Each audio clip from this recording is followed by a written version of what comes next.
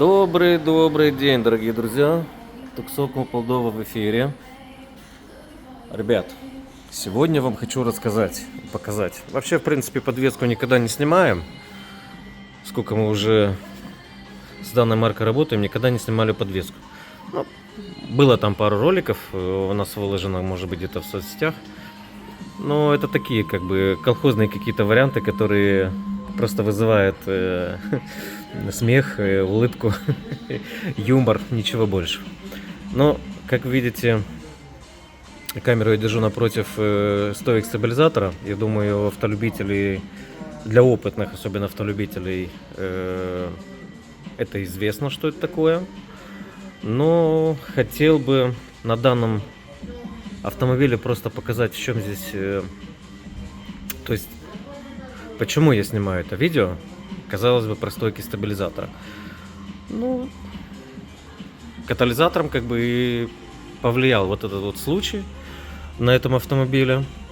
Поэтому и хотелось бы снять может быть, для сервисов, чтобы они были внимательные, может быть, для автолюбителей тоже, чтобы они были внимательны, может быть, при установке, потому что некоторые тоже любят своими руками это все устанавливать. Ну и для менеджеров, может быть, по подборке запчастей, которые тоже подбирают запчасти, и также невнимательные мастера, которые доверяют своим менеджерам по запчастям, ставят, устанавливают эти детали. Давайте немножко поговорим о стойке стабилизатора, что это за элемент подвески, который соединяет стабилизатор поперечной устойчивости с рычагами подвески, ну или с стойками амортизатора. В чем функция стабилизатора?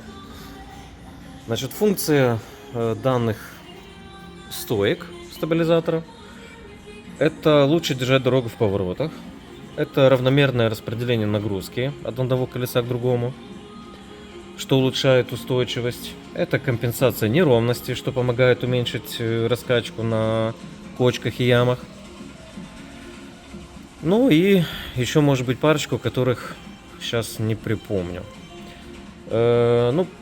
Признаки неисправности — это разваливающийся, наверное, передок. Если вы помните, вот вы когда едете по неровности, есть такое ощущение, что прямо развалится вся ходовая. Чуть не падает, в общем. Это ходовая. Жесткий такой сток спереди, ужасный, который вызывает сильную обеспокоенность и заставляет бежать вас сразу в сервис на проверку. Еще один признак — это ухудшение управляемости при поворотах. Ну, либо там визуально, если вы подняли автомобиль и видите поврежденные пыльники или люфт в соединениях. Замена обычно производится парами этих стоек. Обратите внимание, что есть подвески, которые имеют сзади многорычажку. Там тоже установлены эти стойки. На корейцах они обычно, если мы говорим о передней части, они обычно одинаковые, нету левых, правых. На задней части автомобиля они могут быть уже левыми и правыми. Вот. Обратите внимание на это. Повторюсь, что я и говорил в начале, чтобы не было вот таких вот неприятных моментов. Значит, рабочий угол стойки стабилизатора, значит, в контексте ее движения при ходе подвески обычно меняет ее угол. И он обычно от 70 до 90 градусов, в принципе, составляет. Вот, относительно рычага. В нейтральном же положении это где-то около 10 до 30%. Если этот диапазон превышает, то здесь возможен перегиб стойки стабилизатора, или неравномерный износ.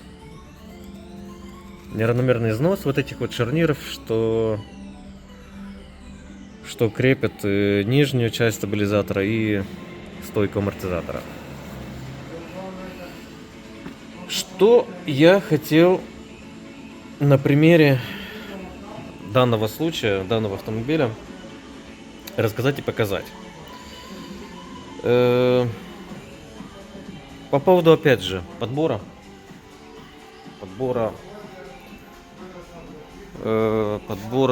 запчастей, да?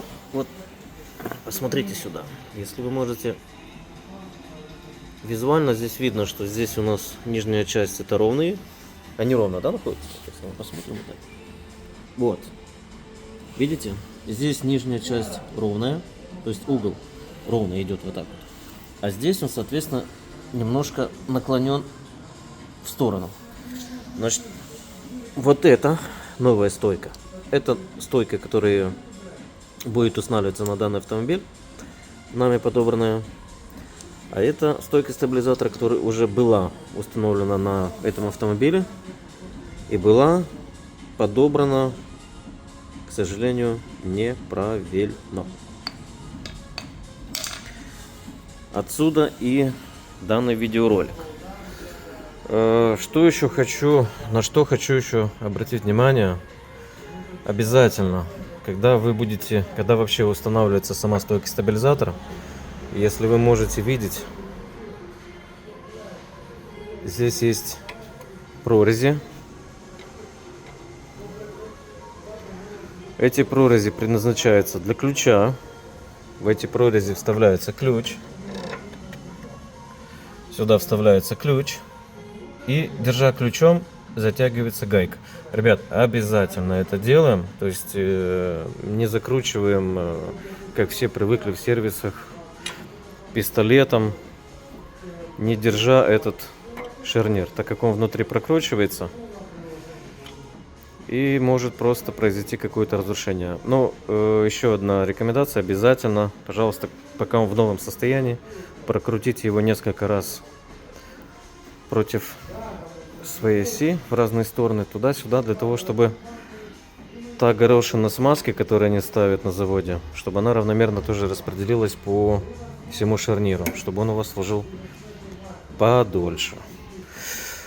Ну вот, как бы, казалось бы, простой элемент подвески, как стойка стабилизатора, может установиться неправильно и может влиять на движение, на управляемость вашего автомобиля.